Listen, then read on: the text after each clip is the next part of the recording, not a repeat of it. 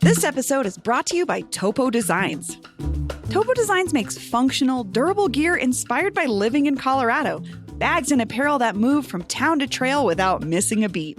Check out topodesigns.com or their beautiful retail stores in Denver, Fort Collins, Castle Rock, Cherry Creek, and even DIA.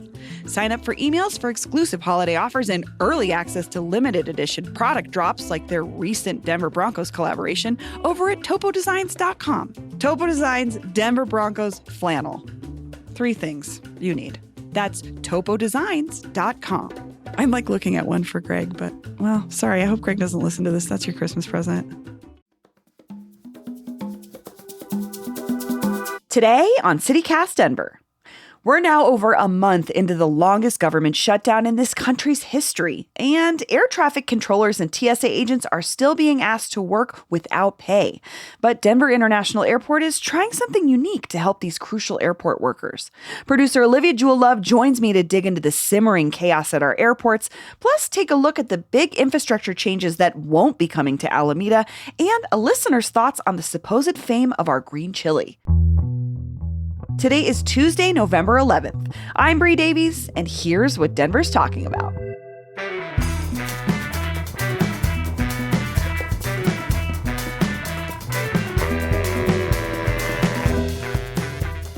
Good morning, Olivia. Good morning, Bree. So last Friday, we announced something really cool that's happening. We're putting on the first ever Denver's Denver Awards, and we want you to be a part of it in many ways. One of those ways is to nominate people, places, and things for some categories we put together, and we're going to award them. So, Olivia, let's talk about what are some of these categories we're looking for nominations in. So I think the most banner award is probably the most Denverist Denverite of 2025. And so this is a person who this year most embodied the best qualities of a true Denverite, courageous, gritty, and driven to make Denver a better place. They're a diehard lover and believer in the Mile High City, no matter what. Do you know that person? Nominate them. Nominate them. Because they could get an award that Olivia, I think, is making by hand, maybe. That's not true, but... Okay. I was like, or to be determined, but you're going to get a cool award. It's probably going to be presented by someone cool. We haven't released any of our celebrity guests yet, but there's some good, fun stuff. So, folks, tickets are on sale now. We'll put a link in the show notes. This is December 18th in the evening. Our friends at the Oriental Theater are helping us throw this amazing show. If you are part of our membership program, or if you are a CityCast Denver neighbor, you get a discount. So a special code for you that should be in your inbox. Yes, it should be in your inbox already. You can use that at any time to buy tickets.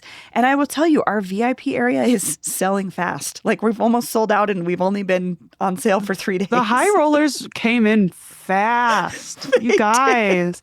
Also, another fun note about this event. Let's dress nice for once. This is an opportunity to get dressed up as much as you want to. I'm so glad you brought that up, Olivia, because we're going to go all out. Like I mentioned last week, I've got a couple prom dresses I'm trying on. A friend of mine has already got his tuxedo picked out. You can go any kind of fancy you want, but like outrageous. Like, what do you want to be? That dress you've never had a reason to wear. This is the reason. Also, we're going to have amazing photographers there. Great spots to take photographs, maybe with some famous Denverites that are going to be wandering around for photo ops. So like, go all out. I love it. As much as you want, can't wait. As little as you want, just go for it. Come as you are. We're excited. So just stay tuned. More information to come, but tickets are on sale right now. Link in the show notes. For sure.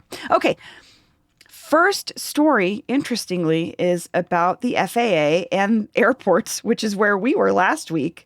Yeah. But that's coming soon. Keep an eye out. Soon. It's something we haven't done before, and it's going to be fun, and y'all be the first to know. But beyond that, the FAA is struggling, and we are. As you hear this, we will be in day 42 of the shutdown. If you hear this. And okay, let's just, like a too long didn't read version, Olivia. What's going on? This is related to the government shutdown. How is this impacting the FAA? Yeah, so we are currently in the longest government shutdown in U.S. history. If you didn't clock that, that's what's going on. And so the FAA ordered to reduce flights across the nation by 10% due to this shutdown. And so the 20 busiest airports are the ones really affected by this. And our beloved DIA, DEN is on this list. So that has been happening. And so the fun thing about this is that the air traffic controllers, the people in the little tower, like telling planes to land and stuff. And the really important people. Yeah, the people you like really need to be there. And then the TSA people, they have been working through the shutdown without pay. And so for over a month. Can you imagine not getting like I was thinking about this last week when we were at the airport. I was like, how do you work? I mean, bills don't stop. Rent doesn't stop. How do you have a positive attitude? I mean, TSA is already kind of edgy, and I'm like, these folks are doing this thing that we need so crucially to get around the country to all sorts of things, and they're doing it without pay. So yes. Oof. But I mean, we're really starting to feel the effects, right? So this 10% cut, I just can't imagine. To put that number into perspective, our friends at CPR reported that as of 4 p.m. Friday, there were 74 flight cancellations and 254 flight delays in and out of DIA. Holy cow. Yeah. And that's just DIA, right? This is just across DIA. The country. And so United, which is one of DIA's biggest airlines, had canceled about 4% of its flights in Denver, which is about 21 flights. And like, that doesn't seem like a lot, just the number, but think about how many people are on each of those planes trying to get somewhere. That's a lot. It's a lot. And also these are I'm thinking about what happened when I was heading to Paris this summer with my 4-year-old, and we were sitting on the tarmac for 3 hours. We missed our flight from Washington, D.C. Yeah, we missed our connection. So any folks on those 21 flights may be connecting elsewhere. Like they may be going for things, you know, like family things, work stuff. Like there's so many things happening that 21 flights, that just also is a domino effect, right? Well, that's what they said. Like even if the airport on this list of 20, which we'll share in the show notes, it's certainly feeling the effects because of flights coming in and out from these airports, connections like that. So it's really, everybody is feeling this right now. So what's Denver doing? What's DEN/DIA doing during this time? So like I said, the air traffic controllers and TSA people have been working without pay. But last week, Wednesday, DIA an emergency waiver to the FAA, which would allow them to pay their air traffic control employees during the shutdown with airport revenue. And so then they request a reimbursement from the feds at the end of the shutdown. But and so this letter they've put together has been signed on by like Hickenlooper, Bennett, Diana DeGette, Jason Crow, a lot of the big name politicians here just supporting this. And we don't know quite yet, you know, if they're going to accept what's going to happen, because that was just last week. So, wow. Well, I'm glad they're trying. But again, this is hitting airports across the country. The ripple effects through communities and families. I mean, this is a huge employer. And that's just so much time to ask folks to be working without pay. I'm glad that DIA has been able to step up. But again, like you said, we'll see if that even gets to go through. Well, I'll say President Trump has a message for these people working. Sure. And I'll just read this to you. Okay. All air traffic controllers must get back to work now, he wrote. Anyone who doesn't will be substantially docked. For those air controllers who were great patriots and didn't take any time off for the, quote, Democrat shutdown hoax, I will be recommending a bonus of $10,000 for distinguished service to our country. For those that did nothing but complain and took time off, even though everyone knew they would be paid in full shortly into the future, I am not happy with you. You didn't step up to help the USA. I mean, spoken like a man who's never had to make a rent payment.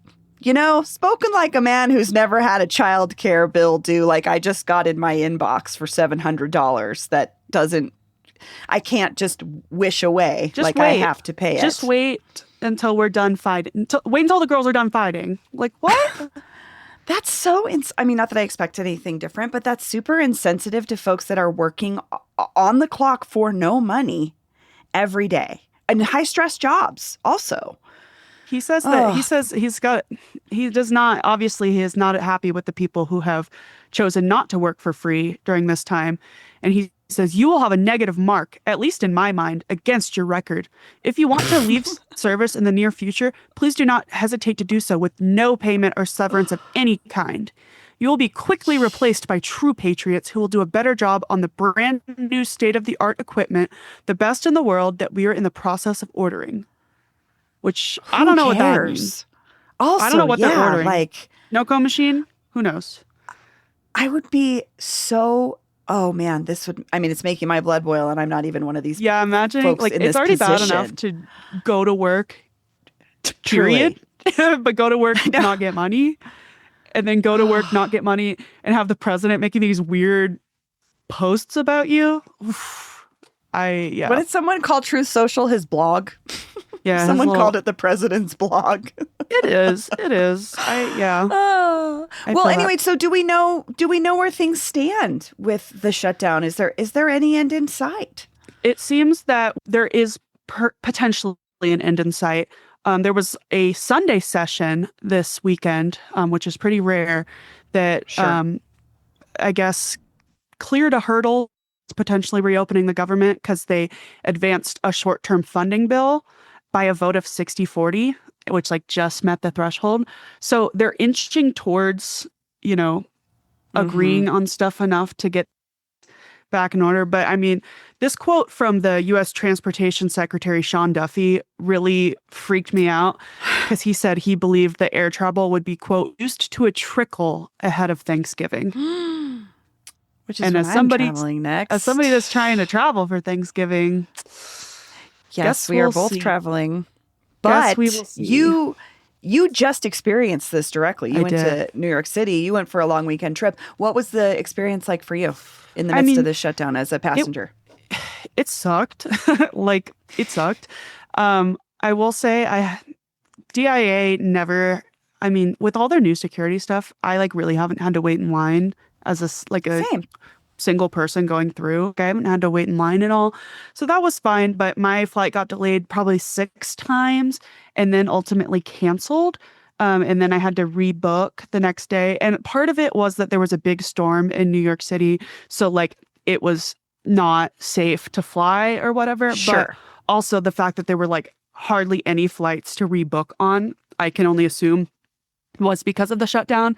They tried to reroute me through Dallas and then through they tried to put me on a 2-stop flight that would take 13 hours to get there when the flight A is only 3. So it was just it was a huge headache. You could see everyone was feeling it in the airport. Just very frustrated. Imagine. Lots of people sleeping in the airport, I'll say. We saw that when we were there the other day. We did, yeah. Clearly a lot of people, I don't know, delayed, canceled flights, just having to pop a squat and sleep there, which... that sucks. So, be prepared if you are traveling that these things might happen. You were doing a long weekend trip and it happened to you. Bring something to do in the airport and maybe make a backup plan if you're able. Or I don't know. It sucks. It sucks. And my heart just goes out to all these FAA employees. Oh my God. You guys are doing a great job. If you're one of these people, you should send us a message. Our hotline is We Love FAA Workers hotline at 720-500-5418. First person experience, I cannot imagine what you're going through, but I know folks would love to hear your experience. Yeah, let us know. And all right, well, we're going to take a quick break, and when we come back, more news.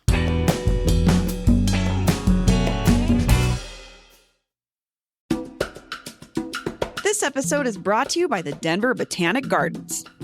Experience the magic of the holidays with the Blossoms of Light at Denver Botanic Gardens, celebrating its 40th year. Walk through a mile of immersive, luminous light displays, which run nightly from November 21st through January 11th.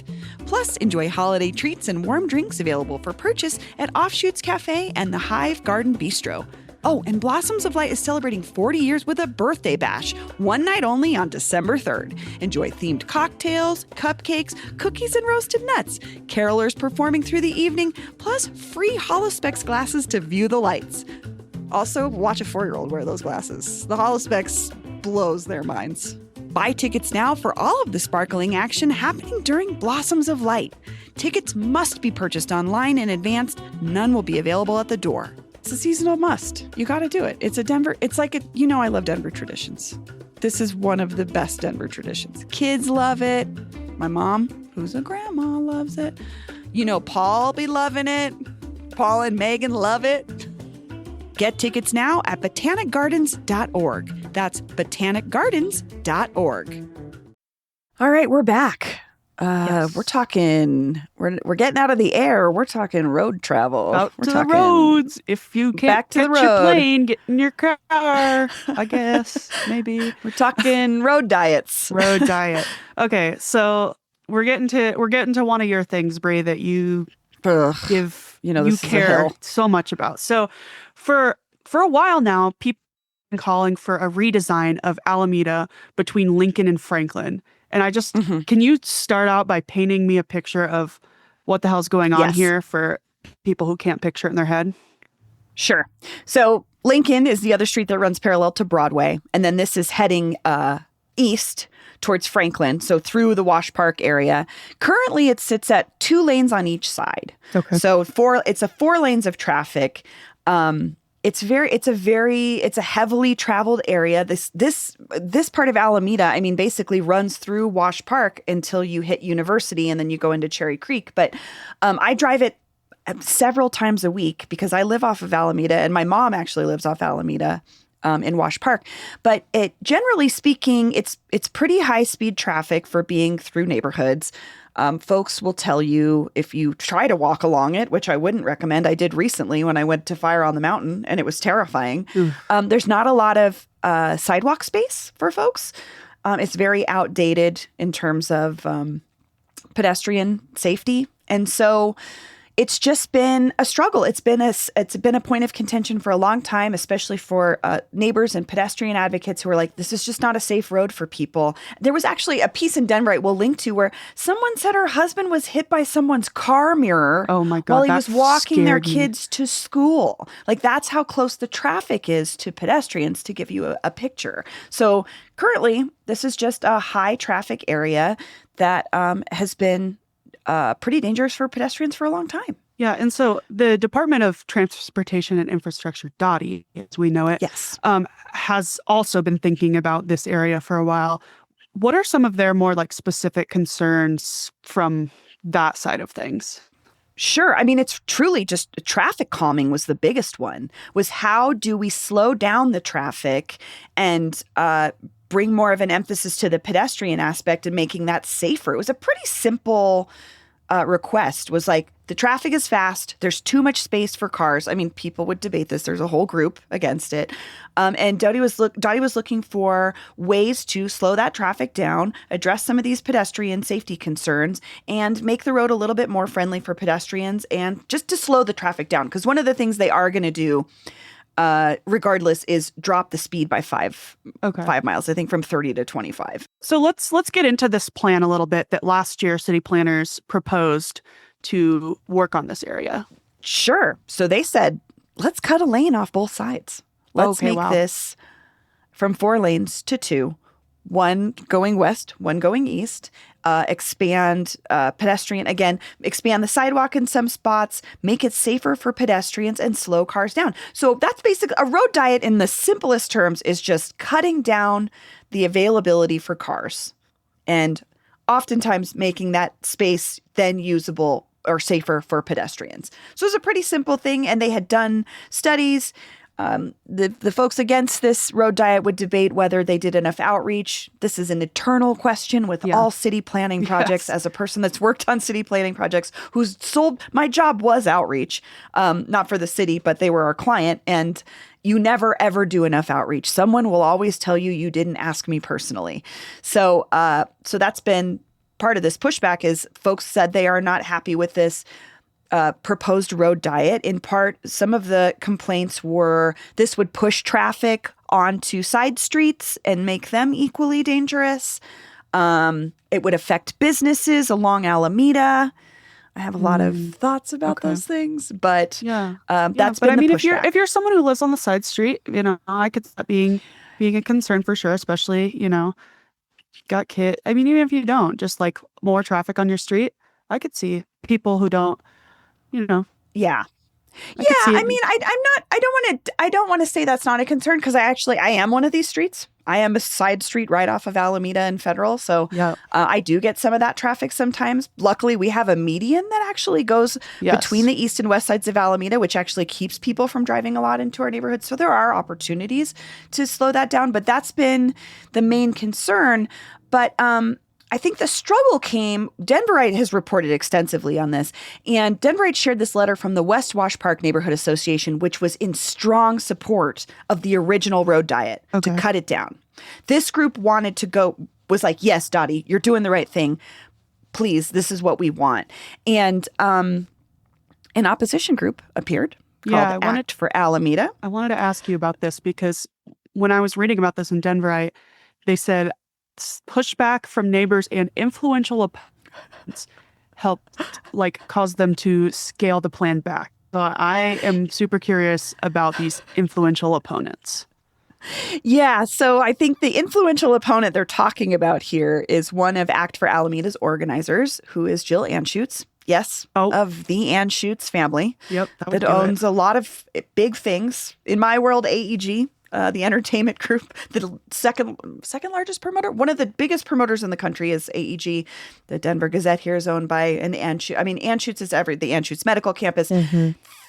So I think that this is sort of what, I don't know if Denverite's implying this, but they're saying, hey, Jill Anschutz is on the side of the opposition here. Does this person have strings to pull? I don't know. They don't say that explicitly, but they do pin her as someone who's on the opposition side who may have some power. But Jill and nobody from ACT responded, I think, in time to make a comment to Denverite. So they don't have any comments from them directly. But what I found interesting was the folks that were in support of it, the West Wash Park group, one of those voices was Amy Kenrick, who I've worked with, actually. She's a pedestrian advocate. She's a crossing guard. Oh, cool. And she organizes the Celebrity Crossing Guard event every year, which is where they get folks from the community to go out and work with crossing guards to sort of bring attention to what these folks are dealing with, but also to bring attention to how the roads impact kids in particular. So I was stationed at one of these very Celebrity Crossing Guard events last year at Valverde Elementary, which is off of Alameda and Zuni. So that's on my Alameda side. And Olivia, I'll tell you, I saw directly how folks drive around school zones and areas where elementary school children are crossing Alameda. It was terrifying. It was so scary for these kids. And this is something they deal with every day. I only saw this on one day. So Amy's one of the folks that was really in support of this. And she said of the opposition, quote, the illusion that so many people were against this project is smoke and mirrors created by one person. And I don't know if she's implying that's Jill Anschutz, but she was kind of saying it feels like a little bit of a David and Goliath thing happening here because she pointed, there was a letter of opposition that this Act for Alameda posted and said, sign this. Anybody can sign it if you support us pushing back on this road diet. And Amy said that the letter opposing the road diet received 700 signatures, but only about 100 of them came from residents within the borders of Wash Park West. So she's saying, of the 700 people that signed this, not a lot of these folks live in this neighborhood. And my girls out in Lakewood. I mean, I could see how, of course, well, no, honestly, I don't think that's who it was. The point she's making is, yes, of course, everybody utilizes these roads every day. But her point was is the opposition truly folks that live in this neighborhood and engage with this street every day? I don't know. I'd be highly questioning that as well. So, Dottie has since changed course, and they are no longer going to go forward with the road diet as planned. Yeah, so what's the new plan? So they're scrapping the plan, and here's what they're going to do. It's called a partial lane repurposing. So they're going to convert one lane westbound from Franklin to Pearl into a shared center turn lane, and then maintain 2 lanes eastbound from Pearl to Humboldt. So part of it will still be 2 lanes on one side. Part of it will be 1 lane on one side, and the sort of compromise is this middle center lane that they're adding while taking out one of the lanes will be for folks to turn. It remains to be seen how that's going to change maybe the traffic environment that folks are so concerned about. Yeah. I mean, I guess it's like kind of heartening that they didn't just completely scrap it and that they're trying something. So, that is good. But I'm curious how you're feeling about this, because like you said, you live at the other end of Alameda. One of the things you talk about all the time is people driving like crazy. I'm just curious how you're feeling. Dangerous. I mean, it's 6 lanes when you get up to my side of town on certain parts of it, okay? 6 lanes. That's what kids are crossing. So I think my frustration here was if Wash Park can't even get it done, we're never going to get it done. Our neighborhood is so often one of those last neighborhoods to be considered. And that's not without advocacy, I will say. Our city council person, Jamie Torres, talks about this stuff all the time. But it is just a harder thing for us to get any traction on. So I just feel very disheartened that even if Wash Park residents can't get traffic calming measures implemented, I don't know if we ever will. And it's, as a person raising a child in this city, it's the main point of frustration for me is traffic and how it impacts pedestrians and my kids, So I'm very bummed. I hope that it's the beginning of something, but I feel a little bit disheartened if Wash Park can't even get a road diet. Yeah. So we'll see. But that's so far where we're at. That's what they've announced. So yeah, well, we'll keep an eye on it and see what happens. Following it as it goes.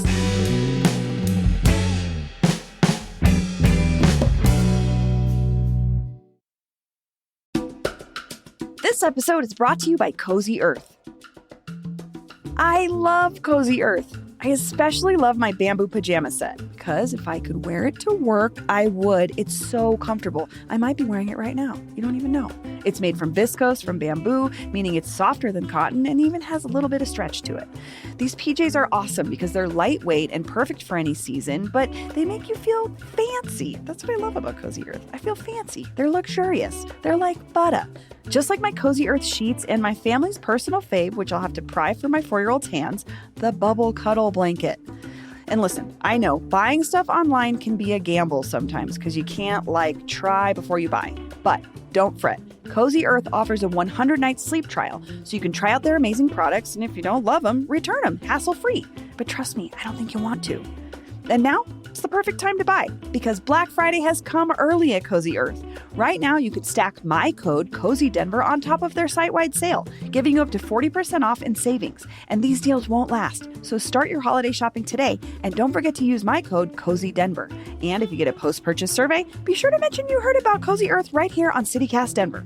Just go to CozyEarth.com.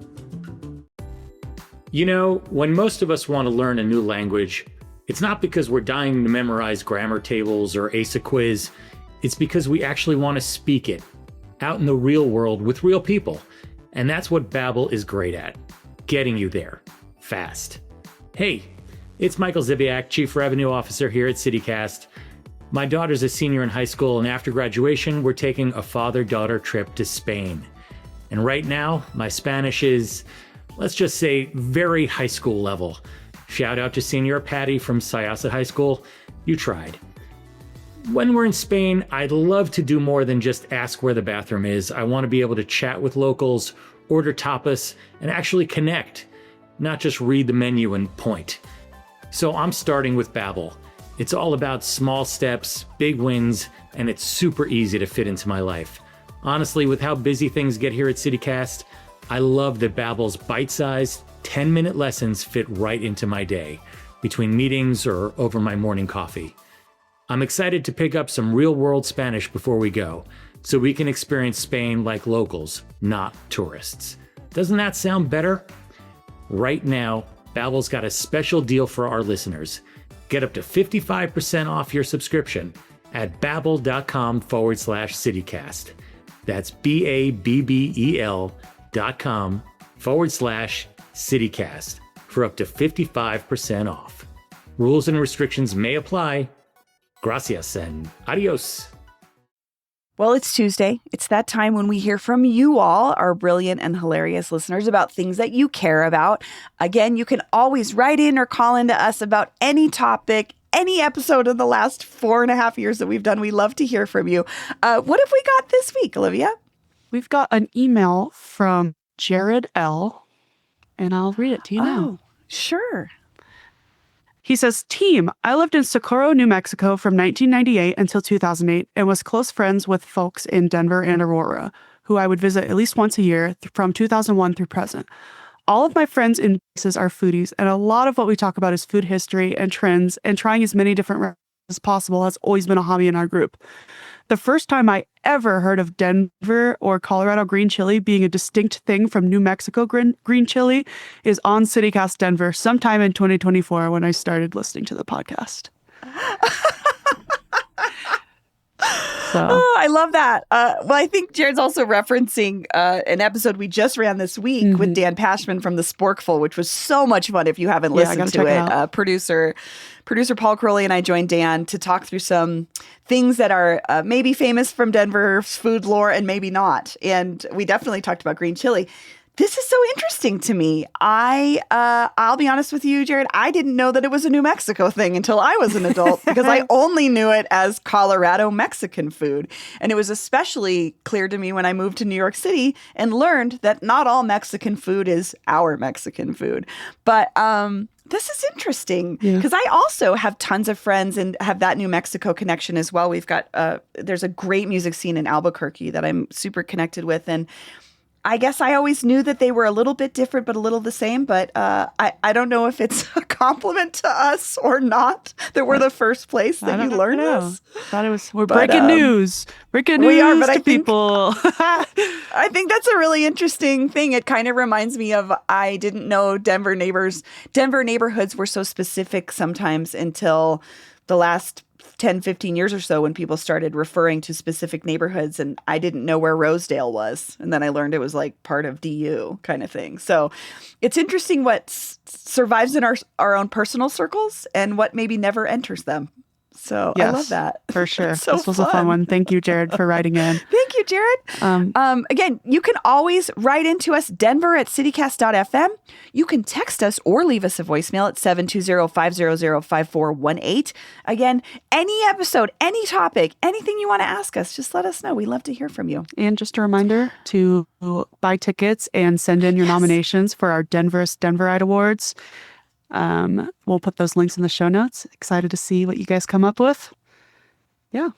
Thanks for joining me, Olivia. Thank you, Bree. That's all for today here on CityCast Denver. If you enjoyed this show, why not take a minute to tell U.S. Secretary of Transportation Sean P. Duffy about us? Rate the show wherever you get your podcasts and subscribe to our morning newsletter and learn more about us at denver.citycast.fm. We'll be back tomorrow morning with more news from around the city. See you later.